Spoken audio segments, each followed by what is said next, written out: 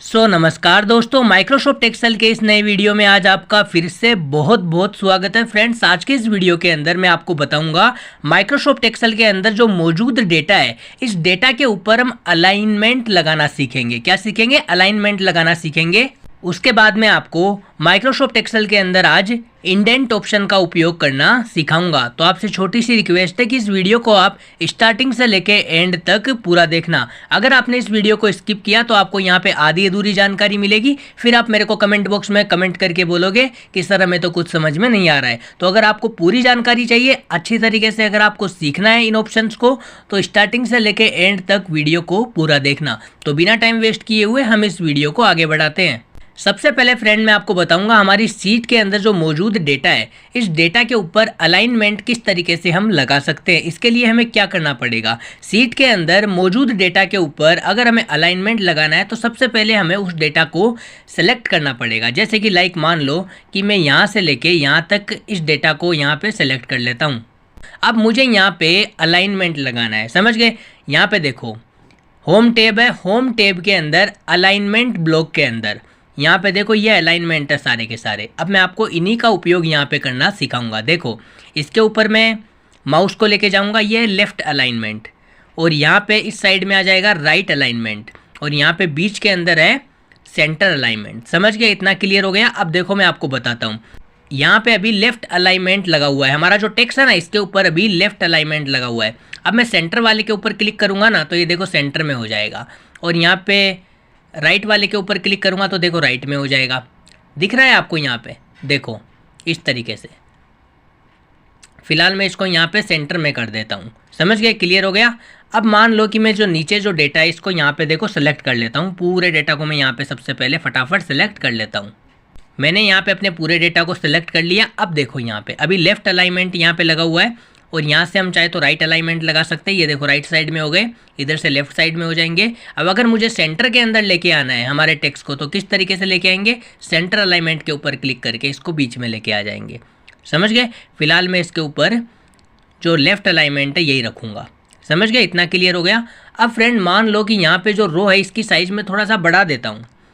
अब इसको मैं कर देता हूँ ऐसे, इस तरीके से करूँगा तो ये थोड़ा अजीब सा लग रहा है यहाँ पे, है ना? तो सबसे पहले तो मैं इसको यहाँ पे कर लूँगा सेलेक्ट करने के बाद में अब यहाँ पे ऊपर की तरफ देखो ये भी यहाँ पे अलाइनमेंट ही, इसके ऊपर मैं क्लिक करूँगा, ये टॉप अलाइनमेंट, और ये है मिडल अलाइनमेंट, और ये वाला है यहाँ पे बॉटम अलाइनमेंट। क्लियर हो गया? अब मैं यहाँ पे देखो टॉप वाले के ऊपर क्लिक करूँगा तो ये टॉप पे चला जाएगा, और यहाँ पे मिडल वाले के ऊपर क्लिक करूँगा तो ये बीच में आ जाएगा, और यहाँ पे बॉटम वाले के ऊपर क्लिक करूँगा तो ये नीचे आ जाएगा। समझ गए? तो मुझे इसके अंदर ज़्यादा बेटर लग रहा है बीच वाला। इसके ऊपर अगर मैं क्लिक करूँगा मिडल अलाइनमेंट के ऊपर तो यह है जो बीच में आ जाएगा, इससे ज़्यादा बेटर लग रहा है फ्रेंड ये। समझ गए? तो यहाँ पे अलाइनमेंट ऑप्शंस का उपयोग करना आपने सीख लिया। नीचे जो ऑप्शंस है इनकी मदद से हम यहाँ पे लेफ़्ट, राइट, और या फिर ऐसे बीच में सेंटर में ऐसे अपने टेक्स्ट को इधर ला सकते हैं। समझ गए? अलाइनमेंट कर सकते हैं। और ऊपर जो यहाँ पे 3 ऑप्शंस हैं, ये टॉप वाला, इसकी मदद से हम ऊपर, और इसकी मदद से हम नीचे, और इसकी मदद से हम बीच में। तो इतना क्लियर हो गया फ्रेंड? तो अलाइनमेंट ऑप्शन का उपयोग करना आपने सीख लिया है कि सीट के अंदर जो मौजूद डेटा है उसके ऊपर हम किस तरीके से अलाइनमेंट लगा सकते हैं। इतना आपने सीख लिया है। अब मैं आपको बताऊंगा इंडेंट ऑप्शन का उपयोग करना। यहाँ पे देखो ये दोनों ऑप्शन है ना, इनको बोलते हैं इंडेंट ऑप्शन। क्या बोलते हैं? Indent option. ये डिक्रीज इंडेंट है, और यहाँ पे इस वाले ऑप्शन के ऊपर मैं क्लिक करूँगा, ये है इंक्रीज इंडेंट। इसका उपयोग हम कहाँ पे कर सकते हैं, किस तरीके से कर सकते हैं, वो मैं आपको बताता हूँ। अब जैसे कि फ्रेंड मान लो मैं नीचे की तरफ यहाँ पे आ जाता हूँ, और यहाँ पे मान लो कि मैं कुछ यहाँ पे टेक्स्ट टाइप कर देता हूँ, जैसे कि लाइक मैंने यहाँ पे कर दिया। यहाँ पे मैं कुछ यहाँ पे टेक्स्ट टाइप करूँगा, जैसे कि लाइक सिग्नेचर मैंने यहाँ पे टाइप कर दिया।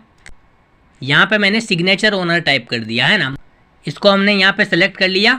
अब यहाँ पे ऊपर देखो, यहाँ पे 2 प्रकार के इंडेंट है। यहाँ पे ये डिक्रीज इंडेंट, और यहाँ पे इंक्रीज इंडेंट। समझ गए? अब मैं इंक्रीज इंडेंट के ऊपर क्लिक करूँगा ना तो देखो इस तरीके से मैं इधर इसको खिसका सकता हूँ। ये देखो ऐसे बीच में लेके आ सकता हूँ। समझ गए? और अगर मुझे ये अच्छा नहीं लगता तो मैं अगर इसको बैक लेना चाहूँ वापस, तो यहाँ पे डिक्रीज इंडेंट की मदद से मैं इसको यहाँ पे बैक ले सकता हूँ। समझ गए? अब ये इतना ही आएगा बैक, ज़्यादा नहीं जाएगा, केवल इतना ही जाएगा। मैं इसके ऊपर क्लिक कर रहा हूँ बार बार, लेकिन ये केवल इतना ही आ रहा है। अब इसका कारण क्या है? देखो फ्रेंड, यहाँ पे अगर मैं राइट अलाइनमेंट के ऊपर अगर मैं यहाँ पे क्लिक करता हूँ तो फिर मैं इसको इधर लेके जा सकता हूँ अपनी मर्जी के अकॉर्डिंग। ये देखो, समझ गए? तो इस तरीके से हम यहाँ पे क्या कर सकते हैं, इंडेंट ऑप्शंस का भी उपयोग कर सकते हैं। तो फाइनली आज के इस वीडियो के अंदर फ्रेंड्स हमने क्या सीखा, आज के इस वीडियो के अंदर हमने सीखा कि हमारी सीट के अंदर जो मौजूद डेटा होता है, ये डेटा है सीट के अंदर जो मौजूद डेटा है उसके ऊपर किस तरीके से हम अलाइनमेंट लगा सकते हैं। ये 6 प्रकार के अलाइनमेंट है, ये हम किस तरीके से लगा सकते हैं। उसके बाद में मैंने आपको बताया कि यहाँ पे जो इंडेंट ऑप्शन है दोनों, इंक्रीज और डिक्रीज दोनों ये ऑप्शन है इंडेंट ऑप्शन, इनका उपयोग हम किस तरीके से कर सकते हैं। आज के इस वीडियो के अंदर मैंने आपको बहुत ही बारीकी से समझाया है। मैं आशा करता हूँ कि ये वीडियो आपके लिए बहुत ही इंटरेस्टिंग वीडियो रहा होगा। अगर ये वीडियो आपको अच्छा लगा हो, पसंद आया हो, तो आपसे छोटी सी रिक्वेस्ट है, प्लीज़ इस वीडियो को आप लाइक कर दीजिए। और हमारे यूट्यूब चैनल के ऊपर अभी आप नए हो तो जल्दी से आप हमारे यूट्यूब चैनल को सब्सक्राइब करके साइड में जो बेल आइकन है उसके ऊपर क्लिक कर देना, ताकि जब भी मैं कोई नया वीडियो लेके आऊँ तो उसका नोटिफिकेशन सबसे पहले फ्रेंड आपको मिल सके।